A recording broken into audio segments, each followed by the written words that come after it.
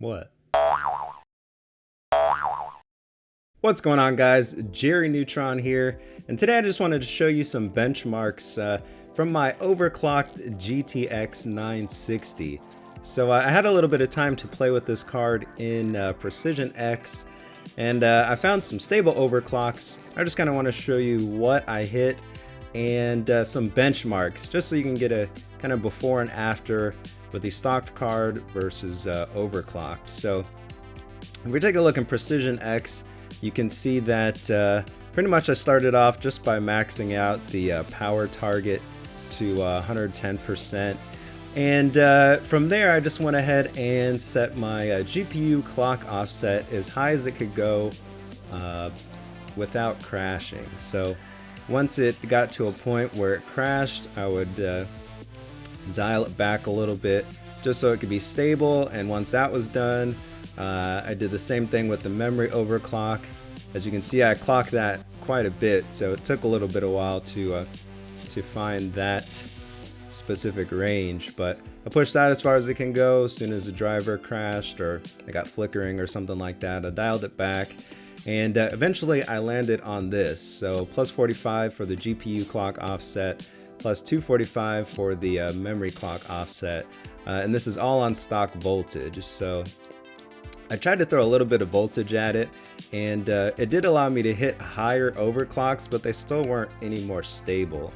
It didn't really seem to make much of a difference throwing more voltage at it, but so I went ahead and just left that at 0 voltage and then just overclocked the card as far as I could go that way. So if you take a look into GPU Z, you can see default clock is 1279 and I overclocked it up to 1324.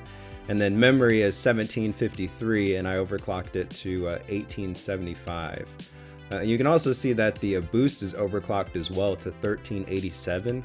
However, when you're actually in game and in a benchmark, I was actually testing this all with Valley benchmark, I actually got all the way up to 1475 when the card's under 100% load. So that's a good thing about GPU boost is, you know, even though you've set something here, it can still go way beyond that once you put the card under load. So yeah, 1475 was the peak boost that I got on the core clock, and then memory clock was 1875. So I also did set a fan curve at the time that I was overclocking, which is pretty much the default one that comes with Precision X, except once the card hits 80 degrees, or yeah, 80 degrees Celsius, I just bumped the fan speed to 100 instead of having it at like 90 or 80 or whatever it was at.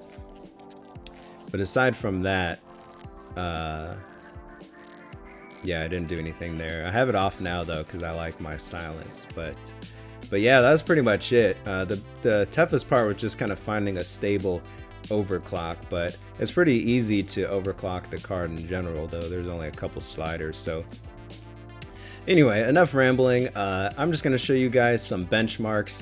These are going to be the same benchmarks that I ran with the card at stock speeds, and then I'll just show you kind of what it hits overclock, just so you can get an idea of the improvements just from overclocking the card.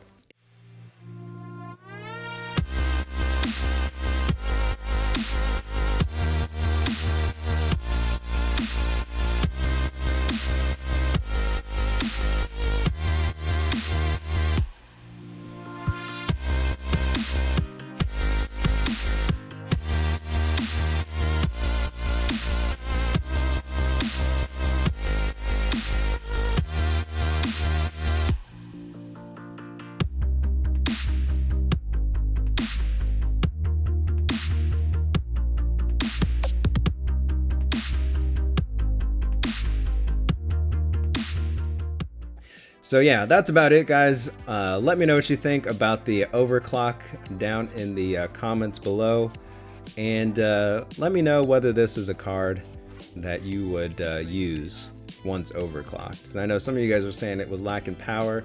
Let me know if overclocked fixes things a little bit for you, or if you still feel the same way in general. So yeah, that's about it, guys. Don't forget to like this video if you found it helpful or entertaining, and subscribe for more similar content. And until next time, guys, see ya. The main mainstream GPU, but first let's take a look at it. So this card is factory